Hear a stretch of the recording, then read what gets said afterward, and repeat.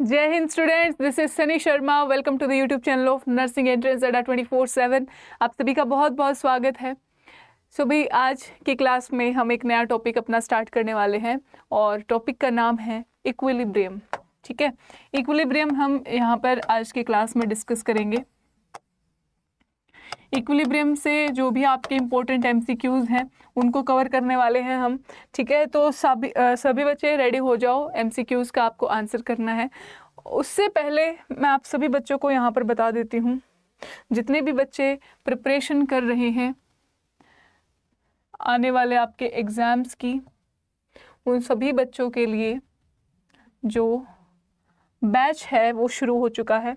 ठीक है, तो आपको बैच में एनरोल किस प्रकार से करना है एक बार देख लीजिए। आपको वेब से अड्डा 24/7 ऐप को एक तो डाउनलोड करना है। डाउनलोड अगर आपने अभी तक नहीं किया है, वेब से आप डायरेक्ट अड्डा 24/7 टाइप करो, यहाँ पर जाओ, ऑल कोर्सेज में जाओ। ठीक है, आपको ऑल कोर्सेज में जाना है, नर्सिंग पे। ठीक है, नर्सिंग का आपका जो है नर्सिंग पे क्लिक करना है। जैसे ही आपने नर्सिंग पे क्लिक किया, आपके सामने यहाँ पर दो ऑप्शंस रहेंगे, एम्स बीएससी एंड पैरामेडिकल का, बीएससी नर्सिंग एंड पैरामेडिकल का। एम्स बीएससी पैरामेडिकल को जब आपने क्लिक किया, यहाँ पर आपके सामने आरोग्य बैच है और ये डायरेक्ट आपके सामने अपीयर हो जाएगा अगर आपने जो है दिए गए चैट सेक्शन में दिए गए लिंक पर क्लिक किया। ये बैच है आपके सामने। आप इस पे जैसे ही बाय नाउ पे क्लिक करते हो, आपको कूपन कोड एंटर करना है Y937। ठीक है, इसको अप्लाई करिए। आपको पूरा का पूरा बैच जो है मात्र 799 रुपये में, और फिलहाल जो है दिवाली धमाका सेल चल रही है, तो दिवाली के इस अवसर पर आपको 80% का ऑफ मिल रहा है। ठीक है, आपको इसमें जो है 2 गुना वैलिडिटी भी मिल रही है, तो आप इसमें एनरोल अगर फ़िलहाल करते हैं तो बहुत ही बेनिफिशियल आप लोगों के लिए रहने वाला है। ऑलराइट, आगे जब आप इसमें कंटिन्यू करेंगे तो आप जो है इसमें आगे एनरोल कर पाएंगे। ओके, अब इसके अलावा बैच के फीचर्स क्या क्या हैं वो मैं आपको बता देती हूँ। ठीक है भाई, जो जो बच्चा बैच में एनरोल करेगा उसको डेली लाइव क्लासेस मिलेंगी। ठीक है, और ये जो क्लासेस होंगी आपकी, ये थ्योरी के साथ आपको जो है करवाया जाएगा। ठीक है, थ्योरी प्लस एमसीक्यूज़ आपको हर एक टॉपिक के पढ़ाए जाएंगे, यानी कंप्लीट सिलेबस की थ्योरी आपको यहाँ पर करवाई जाएगी। इन लाइव क्लासेस की आपको रिकॉर्डिंग्स भी अवेलेबल रहेंगी। ठीक है, रिकॉर्डिंग्स भी मिलेंगी, जब भी आप चाहो उसको वापस से देख सकते हो, या इन केस आप जो है लाइव क्लास को अटेंड नहीं कर पाए तो आप उसकी रिकॉर्डिंग भी देख सकते हो। ठीक है, आपको यहाँ पर जो है मॉक टेस्ट अवेलेबल करवाए जाएंगे। ठीक है, आपके मॉक टेस्ट कंडक्ट करवाए जाएंगे, आपको पीडीएफ मटेरियल मिलेगा। ठीक है, ये सारी फीचर्स, डेली प्रैक्टिस पेपर्स आपको मिलेंगे, डेली क्लास की पीडीएफ आपको मिलेगी। तो ये सारे फीचर्स आपको जो हैं इस बैच के अंदर मिलने वाले हैं। और दूसरी महत्वपूर्ण बात, जो बैच है वो बाइलिंगुअल रहेगा। ठीक है, बाइलिंगुअल रहने वाला है ये, यानी आपको इंग्लिश और हिंदी दोनों मीडियम्स में पढ़ाया जाएगा। पूरा सिलेबस इंग्लिश और हिंदी दोनों मीडियम्स में आपको पढ़ाया जाएगा। ठीक है, और फिलहाल जो है बहुत ही कम प्राइस में आपको पूरा बैच मिल रहा है, तो आप इसको जो है इसके अंदर एनरोल कर सकते हैं। ओके देन, चलते हैं अपने आज के टॉपिक पे, और सभी बच्चों को आंसर करना है एमसीक्यूज़ का, जो एमसीक्यूज़ आपके सामने रहेंगे। ओके, पहला क्वेश्चन है आपके सामने। First question is, if both the forward and reverse reaction rates are equal in the equilibrium is said to be dash. ठीक है, आपसे पूछा गया है यदि संतुलन में अग्र और पश्च अभिक्रिया दोनों की दर बराबर होती है तो संतुलन को क्या कहते हैं। ठीक है, संतुलन को क्या कहते हैं। ऑप्शन है आपके सामने, डायनामिक इक्विलिब्रियम, ठीक है, यानी गतिशील संतुलन, या इक्विलिब्रियम मिक्सचर संतुलन मिश्रण, या स्टैटिक इक्विलिब्रियम स्थैतिक संतुलन, या न्यूटन इक्विलिब्रियम न्यूटन संतुलन। तो बताइए इसको क्या कहेंगे। तो देखिए भाई, फॉरवर्ड और रिवर्स रिएक्शन का अगर आपका रेट बराबर हो जाता है उसको आप क्या बोलते हैं, डायनामिक इक्विलिब्रियम बोलते हैं। ठीक है, डायनामिक इक्विलिब्रियम बोला जाता है जैसे रिएक्टेंट्स आपके, जब भी रिएक्शन होती है, रिएक्शन करवाएंगे हम किसी सर्टेन टेम्परेचर पे करवाएंगे, तो रिएक्टेंट की जो कंसंट्रेशन है वो घटती जाएगी और आपकी जो प्रोडक्ट की कंसंट्रेशन है वो बढ़ती जाएगी। यानी यहाँ पर एक स्टेज ऐसी आएगी जब दोनों की जो रेट है, फॉरवर्ड रिएक्शन और बैकवर्ड रिएक्शन दोनों की जो रेट है वो क्या हो जाएगी, इक्वल हो जाएगी, समान हो जाएगी। इसको हम बोलेंगे डायनामिक इक्विलिब्रियम। तो आपका जो ए ऑप्शन है डायनामिक इक्विलिब्रियम, गतिशील संतुलन, इसमें करेक्ट ऑप्शन हो जाएगा। ठीक है, ए ऑप्शन आपका इसमें राइट आंसर हो जाएगा। अगला सवाल है आपके सामने, physical equilibrium is the same as the chemical equilibrium, क्या ये ट्रू है या फॉल्स है? भौतिक संतुलन रासायनिक संतुलन के समान होता है। फिजिकल और केमिकल इक्विलिब्रियम क्या आपके समान होते हैं? क्या ये सच है? आपको बताना है। ठीक है, तो अगर हम देखें भाई तो यहाँ पर देखो इक्विलिब्रियम जो कि एक फिजिकल प्रोसेस के द्वारा होता है। फिजिकल प्रोसेस का इक्विलिब्रियम जैसे आपका वाटर का इवेपोरेशन होता है, पानी का वाष्पीकरण हो रहा है, उसके अंदर आपका वाटर और जो वेपर्स हैं, वेपर जो स्टेट है, वाटर और गैशियस जो स्टेट है वो इक्विलिब्रियम में है। ठीक है, फिर आपका यहाँ पर जैसे मेल्टिंग ऑफ सॉलिड एग्जांपल आपका गिवन है, सॉलिड जब मेल्ट होता है लिक्विड के साथ इक्विलिब्रियम में आता है। ये सारे आपके फिजिकल प्रोसेसेस हैं। ठीक है, और आपकी यहाँ पर जो है अगर कोई रिवर्सिबल रिएक्शन कैरी आउट की जाती है, जैसे किसी भी वेसल में हमने जो है रिवर्सिबल रिएक्शन कैरी आउट की, जहाँ पर आपका फॉरवर्ड रिएक्शन और बैकवर्ड रिएक्शन क्या आ गए, इक्वल आ गए, तो उस स्टेट को आप क्या बोलते हैं, इक्विलिब्रियम। यानी यहाँ पर आपके दोनों जो इक्विलिब्रियम सेटअप हैं अलग अलग हैं, तो यहाँ पे ये क्या हो जाएगी, फॉल्स हो जाएगी, B option. Next question is which of the following characteristics of chemical equilibrium is true? equilibrium is dynamic in nature। आपसे पूछा गया कि रासायनिक संतुलन की निम्नलिखित विशेषताओं में से कौन सी विशेषता सत्य है, ट्रू है। ठीक है, तो पहला ऑप्शन है equilibrium is dynamic in nature, कि जो संतुलन होता प्रकृति में गतिशील है। ठीक है, यानी डायनामिक है।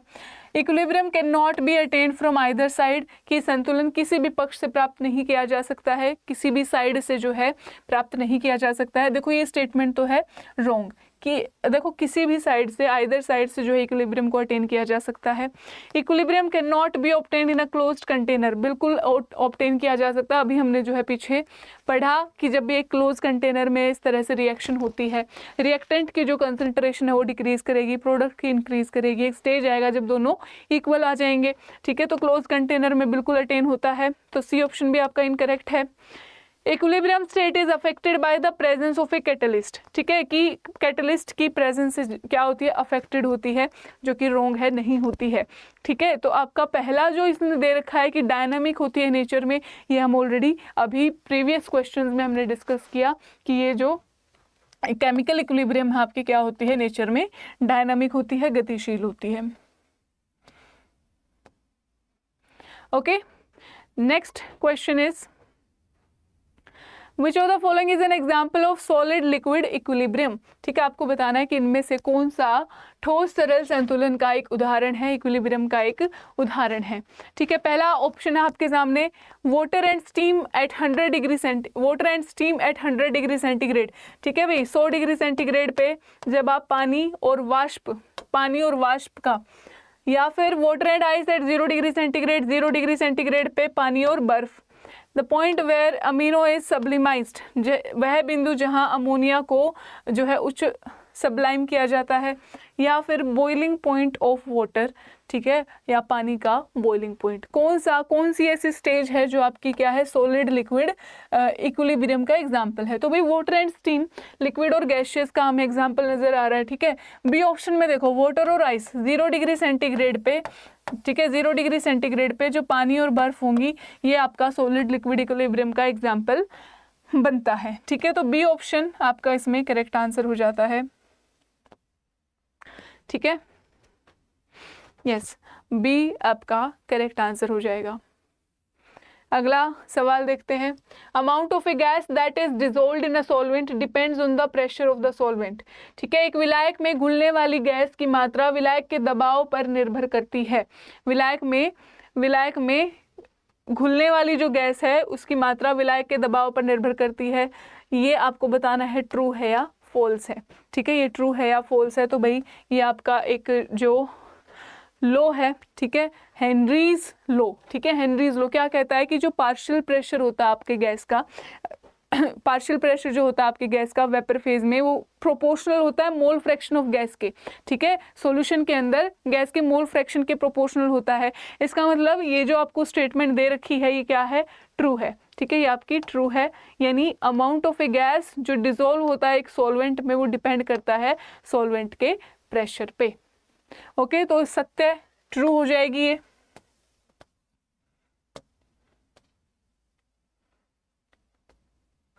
Okay, which of the following statement is false regarding the equilibrium constant? संतुलन स्थिरांक के संबंध में निम्नलिखित में से कौन सा कथन गलत है? ठीक है, हमें बताना है इक्विलिब्रियम कांस्टेंट के रिगार्डिंग कौन सी स्टेटमेंट फॉल्स है। तो पहला ऑप्शन है it has a definite value for every chemical reaction at a particular temperature, कि किसी विशेष तापमान पर प्रत्येक रासायनिक प्रतिक्रिया के लिए इसका एक निश्चित मूल्य होता है, ठीक है। दूसरा, it is independent of initial concentration of the reactants, ये जो है अभिक्रियकों की प्रारंभिक सांद्रता से स्वतंत्र है। It is dependent on the presence of a catalyst, कि ये उत्प्रेरक की उपस्थिति पर निर्भर है। If K is the equilibrium constant for a backward reaction, then the forward reaction's equilibrium constant is 1/K। यदि K पश्चगामी अभिक्रिया के लिए संतुलन स्थिरांक है तो अग्रदिक अभिक्रिया का संतुलन स्थिरांक 1/K होगा। बताइए इक्विलिब्रियम कांस्टेंट को लेके कौन सी स्टेटमेंट क्या है, फॉल्स है, ठीक है, आपको फॉल्स बतानी है। तो यहाँ पर देखिए आपके सामने definite, it has a definite value for every chemical reaction at a particular temperature, बिल्कुल सही है। अगर हम एक स्पेसिफिक टेम्परेचर की बात करते हैं तो इसकी एक निश्चित वैल्यू होती है हर एक केमिकल रिएक्शन की। It is independent of initial concentration of the reactant, ठीक है, ये जो है रिएक्टेंट की इनिशियल कंसंट्रेशन पर डिपेंड नहीं करता है, ठीक है। It is dependent on the presence of a catalyst, ये कैटलिस्ट की प्रेजेंस पे जो है डिपेंड करता है, नहीं करता।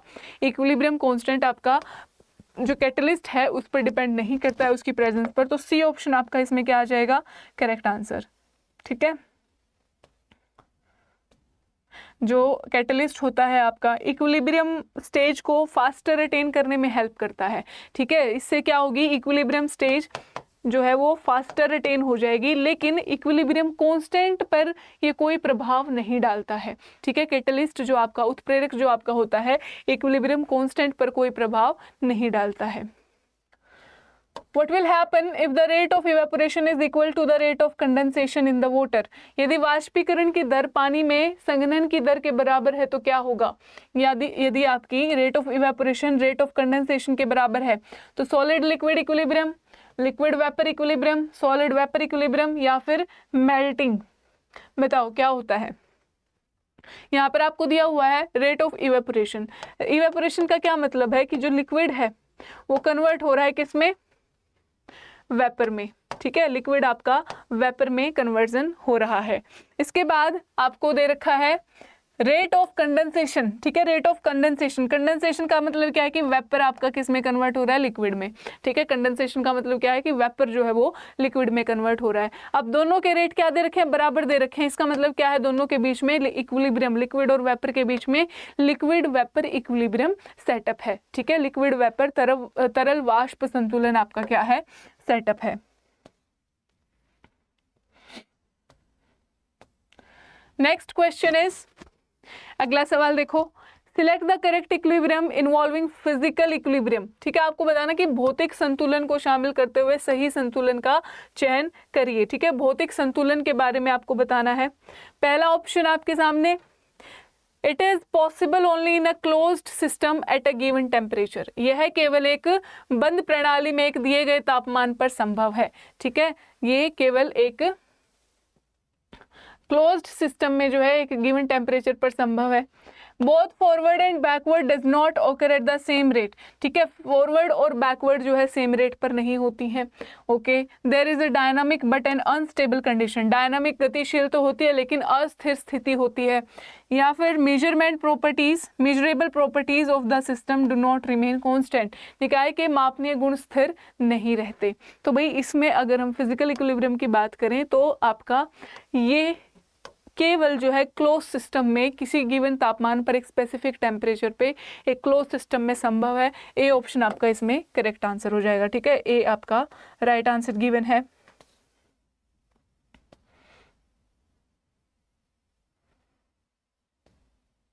नेक्स्ट क्वेश्चन पे चलते हैं। अगला सवाल है आपके सामने, When solid sugar dissolves in the solution dash equilibrium is attained। जब आपका solid sugar को डिजोल्व किया जाता है एक सॉल्यूशन के अंदर तो कौन सा आपका इक्विलिब्रियम है सेटअप होता है, ठीक है, जब ठोस चीनी को घोल में घोला जाता है। Liquid vapour, solid liquid, solid vapour या फिर कोई भी नहीं। तो भाई देखो इसमें आपका जब सॉलिड शुगर है, ठीक है, शुगर है जो कि एक सॉलिड है, इसको सॉल्यूशन में डिसॉल्व करेंगे, लिक्विड में कन्वर्ट होगी, ठीक है, लिक्विड में जो है ये मेल्ट होगी, लिक्विड में कन्वर्ट होगी और दोनों के बीच में यहाँ पर क्या कौन सा इक्विलिब्रियम सेटअप होगा, आपका सॉलिड लिक्विड, ठीक है, सॉलिड लिक्विड। यहाँ पर ये सॉलिड में है, ठीक है, सॉलिड सॉल्यूशन में है, ठीक है, आपका ये सॉलिड सॉल्यूशन के अंदर है, यानी जो इसके घुलने का जो रेट है, रेट ऑफ डिसोल्यूशन है सॉलिड का, ठीक है, rate of dissolution, rate of dissolution क्या, रेट ऑफ डिसोल्यूशन क्या, जो शुगर है आपकी जो लिक्विड में कन्वर्ट हो रही है, डिसॉल्व हो रही है, ठीक है, ये रेट ऑफ डिसोल्यूशन किसके बराबर हो जाएगा, जो लिक्विड से शुगर में, यानी रेट ऑफ क्रिस्टलाइजेशन जो आपका है उसके बराबर, ठीक है, रेट ऑफ क्रिस्टलाइजेशन। तो यहाँ पर दोनों के बीच में क्या सेटअप हो गया, एक इक्विलिब्रियम सेटअप हो चुका है, ठीक है, दोनों के बीच में एक इक्विलिब्रियम सेटअप हो चुका है, सॉलिड लिक्विड इक्विलिब्रियम, जहाँ पर rate of dissolution rate of क्रिस्टलीकरण के बराबर है, क्रिस्टलीकरण की दर के बराबर है।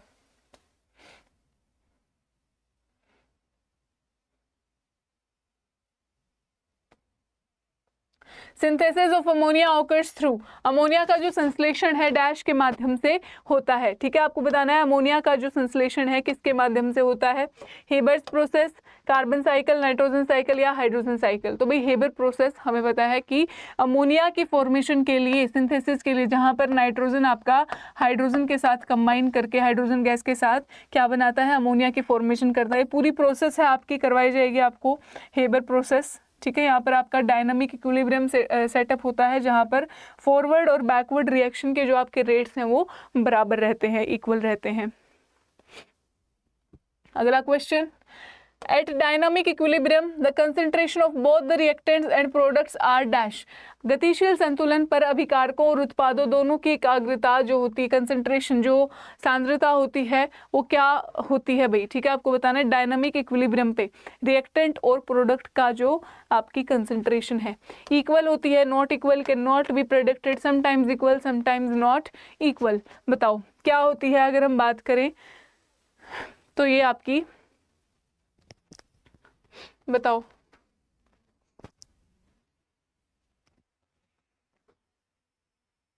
यहाँ पर आपके जो है डायनामिक इक्विलिब्रियम के अंदर फॉरवर्ड और बैकवर्ड रिएक्शन के जो रेट हैं वो हमेशा क्या रहेंगे, इक्वल रहेंगे, है ना। और प्रोडक्ट की जो कंसंट्रेशन है वो बढ़ती है, रिएक्टेंट की आपकी डिक्रीज होती है, ठीक है, रिएक्टेंट की आपकी डिक्रीज होती है। तो बताओ इसमें क्या आएगा आपका, क्या आएगा इसमें, जो आपकी डायनामिक इक्विलिब्रियम सेटअप होता है दोनों की जो कंसंट्रेशन है वो इक्वल नहीं होती। तो बी ऑप्शन आपका राइट आंसर हो जाएगा, ठीक है। जब भी आपका डायनामिक इक्विलिब्रियम सेटअप होता है तो जो रिएक्टेंट है ये तो घट रहे हैं, रिएक्टेंट क्या कर रहे हैं, घट रहे हैं, और जो प्रोडक्ट है आपका वो बढ़ रहा है, ठीक है, प्रोडक्ट आपका बढ़ रहा है, इंक्रीज कर रही है इसकी कंसंट्रेशन, तो बराबर तो हो ही नहीं सकती, बराबर तो हो ही नहीं सकती, तो नॉट इक्वल, यानी बी ऑप्शन आपका इसमें करेक्ट आंसर हो जाएगा। In which of the following conditions do you think the rates of both forward and backward reactions are the same? ठीक है, आपसे वही सवाल अब जो है अलग फॉर्म में पूछ लिया है कि निम्नलिखित में से किस स्थिति में आपके विचार से अग्र एवं पश्च दोनों अभिक्रियाओं की दरें समान होती हैं, ठीक है, समान होती हैं। अनस्टेबल इक्विलिब्रियम, ठीक है, पहला ऑप्शन है अस्थिर संतुलन सॉरी, दूसरा है unstable, not in an equilibrium, साम्यावस्था में नहीं, या फिर the beginning of A reaction, एक प्रतिक्रिया की शुरुआत, या इक्विलिब्रियम, साम्यावस्था। बताओ कब जो है आपको लगता है कि rate of both forward and backward reaction जो है क्या होती हैं, सेम होती हैं। रेट ऑफ फॉरवर्ड और बैकवर्ड रिएक्शन आपकी क्या होती हैं, सेम होती हैं। तो ये आपकी इक्विलिब्रियम की कंडीशन पे होती हैं, ठीक है। इक्विलिब्रियम जब सेटअप होता है तभी आपकी जो रेट ऑफ फॉरवर्ड और बैकवर्ड दोनों का जो रेट, दोनों की जो दरें होती हैं वो क्या होती है, समान होती हैं। तो डी ऑप्शन आपका इसमें करेक्ट आंसर हो जाएगा। What is the reverse reaction of water? जल की एस के विपरीत अभिक्रिया क्या है? Conversion into ice, conversion into steam, conversion into vapour. इसको अभी स्किप करके चलो, क्वेश्चन को थोड़ी गड़बड़ है। What is the reverse reaction of S? यहाँ पर आपका सॉलिडिफाइंग आएगा भाई, ठीक है, सॉलिडिफाइंग।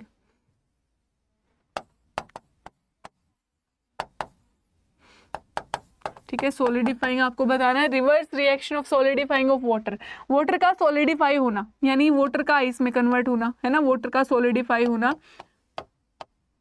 पानी ठोस अवस्था में चेंज हो रहा है यानी आइस में चेंज हो रहा है, तो इसका रिवर्स रिएक्शन क्या हो जाएगा? Conversion into ice, conversion into steam, या फिर आपका कन्वर्जन इनटू वाटर या इक्विलिब्रिया। इसने बोला कि सॉलिडिफाइंग ऑफ वाटर, वाटर का सॉलिडिफाइंग क्या हो जाएगा भाई? आइस में कन्वर्जन, ठीक है। ठोस अवस्था पानी की क्या होती है? बर्फ होती है, आइस में कन्वर्जन। अब इसका रिवर्स, इसका उल्टा क्या हो जाएगा? पानी में कन्वर्जन, है ना, आइस का वाटर में कन्वर्जन। तो वही आपसे पूछा गया है, तो पानी में रूपांतरण यानी कन्वर्जन इनटू वाटर, आपका रिवर्स रिएक्शन हो जाएगी सॉलिडिफाइंग ऑफ वाटर की, वाटर के सॉलिडिफाई होने की।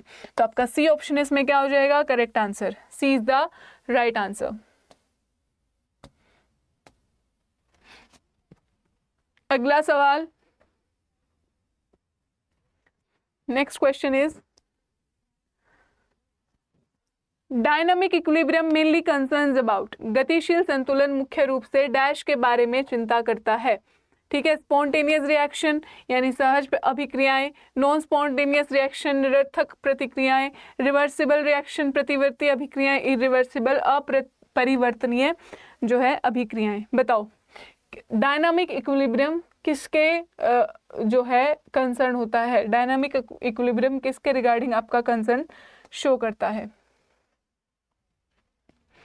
बताओ। डायनामिक इक्विलिब्रियम, देखो कंसंट्रेशन इसमें रिएक्टेंट की और प्रोडक्ट की चेंज होती है ना, और अगर हम ओवरऑल चेंज की बात करते हैं तो वो जीरो आता है, ठीक है, क्योंकि यहाँ पर मूवमेंट या पार्टिकल्स जो है वो बंद हो जाती है। तो जो रिएक्टेंट की फॉर्मेशन है वो फॉर्मेशन ऑफ प्रोडक्ट के बराबर होती है डायनामिक इक्विलिब्रियम में, है ना।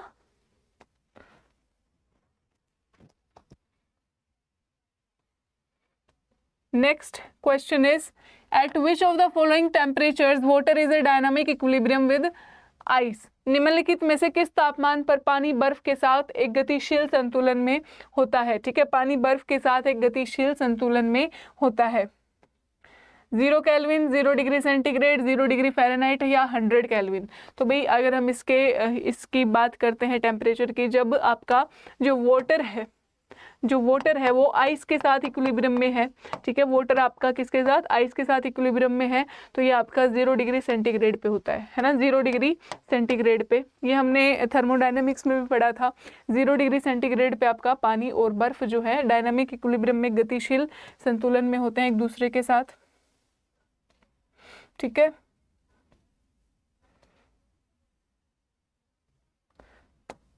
ठीक है भाई, 0 डिग्री सेंटीग्रेड पे जो है इनका फेज ट्रांजिशन होता है, यानी सॉलिड फेज से लिक्विड फेज में, लिक्विड से सॉलिड फेज में फेज ट्रांजिशन होता है 0 डिग्री सेंटीग्रेड पे। अगर मैं 0 डिग्री सेंटीग्रेड की बात करूं, अगर केल्विन में आपसे पूछा होता तो केल्विन में वो 273 केल्विन के बराबर होता है, ठीक है। और अगर फ़ारेनहाइट में पूछा होता तो 32 डिग्री फ़ारेनहाइट के बराबर होता है, ठीक है, 32 डिग्री फ़ारेनहाइट के बराबर होता है। Okay, next is when a chemical reaction is written the products are written on the dash. भाई ये आपसे जो रिप्रेजेंटेशन के बारे में पूछा है, जब एक रासायनिक प्रतिक्रिया लिखी जाती है तो उत्पादों को डैश पर लिखा जाता है। कौन से साइड पर लिखा जाता है? Left side, right side, either left और राइट, या depends on the chemicals present, मौजूदा रसायनों पर निर्भर करता है। तो बिल्कुल भी नहीं करता है। एक जो रिप्रेजेंटेशन इसकी होती है वो इस पर निर्भर नहीं करती है कि इसमें केमिकल्स कौन से प्रेजेंट हैं। ये जो है आपका आपकी जो राइट साइड है, राइट साइड पर होता है, ठीक है। तो आपका बी ऑप्शन इसमें क्या हो जाएगा, राइट आंसर हो जाएगा, राइट साइड में, ठीक है। यहाँ पर आपका रिएक्टेंट्स होते हैं लेफ्ट साइड में, ठीक है, रिएक्टेंट्स होते हैं और ये आपके प्रोडक्ट्स होते हैं, ठीक है, प्रोडक्ट्स होते हैं जो कि राइट साइड में आपके आते हैं, लिखे जाते हैं। तो बी ऑप्शन आपका इसमें करेक्ट आंसर हो जाता है। Equilibrium of A reaction depends on the concentration of reactants. एक रिएक्शन का जो इक्विलिब्रियम है, ठीक है, एक रिएक्शन, एक प्रतिक्रिया का जो संतुलन अभिकारकों की एकाग्रता सांद्रता पर निर्भर करता है, कंसंट्रेशन पर निर्भर करता है। रिएक्टेंट्स की, क्या रिएक्टेंट्स की कंसंट्रेशन पर निर्भर करता है? ट्रू और फॉल्स, करता है या नहीं?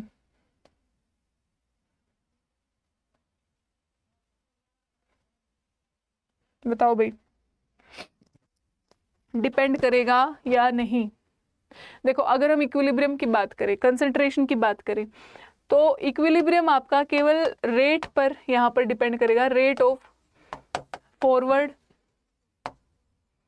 एंड बैकवर्ड रिएक्शन, ठीक है, rate of forward and backward reaction पे डिपेंड करता है इक्विलिब्रियम। कंसंट्रेशन ऑफ रिएक्टेंट, ना तो रिएक्टेंट की कंसंट्रेशन पे डिपेंड करेगा, ठीक है, ना तो रिएक्टेंट्स की कंसंट्रेशन पे डिपेंड करेगा और ना ही प्रोडक्ट की, ठीक है, ना ही प्रोडक्ट की कंसंट्रेशन, केवल rate of forward and backward reaction पे डिपेंड करता है। तो बी ऑप्शन फॉल्स इसमें आपका सही जवाब हो जाएगा। The value of equilibrium constant for different chemical reaction at a particular temperature is, एक विशेष तापमान पर विभिन्न रासायनिक प्रतिक्रियाओं के लिए संतुलन स्थिरांक का मान क्या है? कांस्टेंट है, स्थिर है, यूनिक है, सबसे अलग, द सेम, एक जैसा है, या नहीं कह सकते हैं कुछ, ठीक है। चार ऑप्शंस आपके सामने, आपको बताना है कि इक्विलिब्रियम कांस्टेंट की जो वैल्यू है अलग अलग केमिकल रिएक्शंस के लिए एक पर्टिकुलर टेम्परेचर पर वो क्या रहेंगी। क्या इक्विलिब्रियम कांस्टेंट सभी के लिए सेम होता है?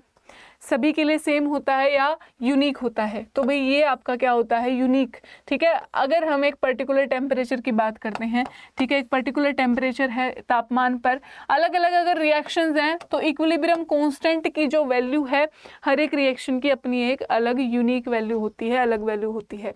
तो बी ऑप्शन आपका राइट आंसर हो जाता है, ठीक है, बी ऑप्शन राइट आंसर हो जाएगा। टेम्परेचर के साथ जो है ये वैल्यू बदल जाती है, ठीक है, टेम्परेचर के साथ वैल्यू बदल जाती है, लेकिन अगर एक स्पेसिफिक टेम्परेचर पर गिवन है तो अलग अलग रिएक्शंस की आपकी एक यूनिक वैल्यू होती है। What does it indicate having a higher equilibrium constant? उच्च संतुलन स्थिरांक होने का क्या महत्व है? ठीक है, अगर ये आपको बोला जाए कि इक्विलिब्रियम जो कांस्टेंट है वो हायर है, उच्च है, इसका मतलब क्या होगा? ठीक है, इक्विलिब्रियम कांस्टेंट अगर हायर है, रिएक्शन अकर्स फास्टर, जो प्रतिक्रिया वो तेजी से होती है, rate of backward reaction is faster, जो आपकी पश्चगामी अभिक्रिया उसकी जो दर है वो तेज होती है। Both the backward and forward reactions are equal, दोनों ही बैकवर्ड और फॉरवर्ड दोनों ही जो अभिक्रियाएं हैं आपकी उनकी दर बराबर होती है।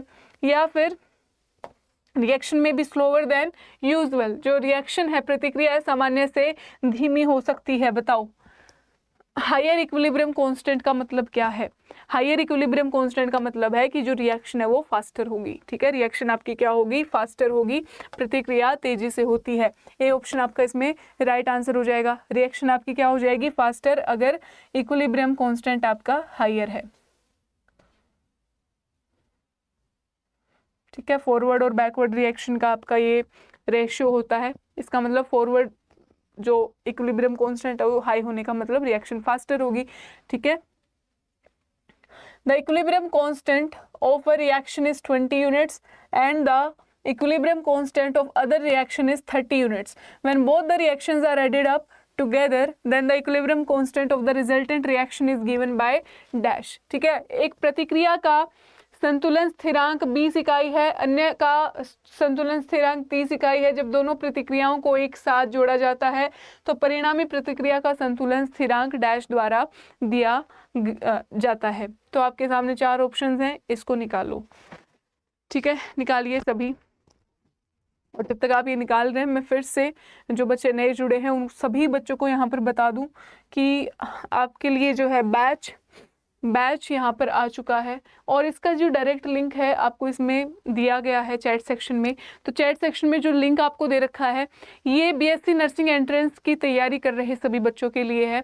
जो बच्चे यहाँ पर प्रिपरेशन करना चाहते हैं आप इसमें आरोग्य AIIMS BSc nursing and paramedical batch में एनरोल कर सकते हैं खुद को, या आप दूसरे भी अगर नर्सिंग एंट्रेंस को टारगेट कर रहे हो, स्टेट नर्सिंग एंट्रेंस को, चाहे यूपीसी नेट है, एमपीपीएनएसटी है, पीजीआई कोई भी एग्ज़ाम है, उन सभी एग्ज़ाम्स के लिए आपका ये बैच है। और यहाँ पर आपको यहाँ पे आप देख सकते हैं जो प्राइस है वो आपको बिल्कुल कम प्राइस में जो है पूरा बैच नज़र आ रहा है, 2x वैलिडिटी के साथ आपको मिल रहा है। और यहाँ जो आपका ये दिवाली का जो मौका है इस पर आपका बैच में आपको 80% छूट भी मिल रही है। ठीक है, तो आपको बाय नाउ पे क्लिक करना है। जैसे ही आप उस चैट सेक्शन के लिंक पे क्लिक करते हैं आपको फिर बाय नाउ पे यहाँ पे क्लिक करना है और कूपन कोड का इस्तेमाल करना है। ठीक है, कूपन कोड एंटर करेंगे Y937, ठीक है, Y937 और इसको अप्लाई कर देना है। 799 में मात्र आपको ये कंप्लीट बैच मिल जाएगा। ठीक है, 799 में आपको पूरा बैच मिल जाएगा। आगे कंटिन्यू करेंगे और इसमें एनरोल कर पाएंगे और इसमें आपको बेहतरीन फीचर्स भी मिलते हैं, जैसे कि लाइव क्लासेस होंगी आपकी डेली फिजिक्स केमिस्ट्री बायोलॉजी। उसके अलावा आपको मॉक टेस्ट जो है प्रोवाइड किए जाएंगे, डेली प्रैक्टिस पेपर्स, ठीक है, और आपके पीडीएफ मटेरियल आपको प्रोवाइड किया जाएगा। तो ओवरऑल हिंदी और इंग्लिश दोनों में जो है पूरा बैच आपका रहने वाला है, दोनों मीडियम्स में आपको पढ़ाया जाएगा। विद थ्योरी कंप्लीट सिलेबस आपको इसमें कवर करवाया जाएगा। तो जो भी बच्चे यहाँ पे तैयारी कर रहे हैं बीएससी नर्सिंग एंट्रेंसेस की, आप इस बैच के अंदर ज़रूर इनरोल करिए। फिलहाल आपका जो प्राइस है दिवाली सेल पे आपको 80% ऑफ यहाँ पर मिल रही है। इसके बाद आपका ये प्राइस बढ़ जाएगा। ठीक है, तो बढ़ जाए उससे पहले आप समय से एनरोल कर लो और समय से अपना सिलेबस कंप्लीट कर लो। ठीक है, पूरा बैच है आपके लिए। और ये क्वेश्चन होमवर्क है, इसको सॉल्व करके इसका जो आंसर है वो कमेंट सेक्शन में सभी बच्चे कमेंट करेंगे। ओके, और दिवाली है तो दिवाली सभी बच्चे अच्छे से सेलिब्रेट करो और पॉल्यूशन मत फैलाना। ठीक है, पॉल्यूशन फ्री दिवाली आपको सेलिब्रेट करनी है। तो आई होप आप सभी बच्चे अच्छे से उसको सेलिब्रेट करेंगे और खुश रहेंगे, स्वस्थ रहेंगे इस दिवाली, इस त्यौहार, और अपनों के साथ रहेंगे। अब मिलते हैं आपसे नेक्स्ट क्लास में, तब तक के लिए bye bye, thank you very much, take care, जय हिंद।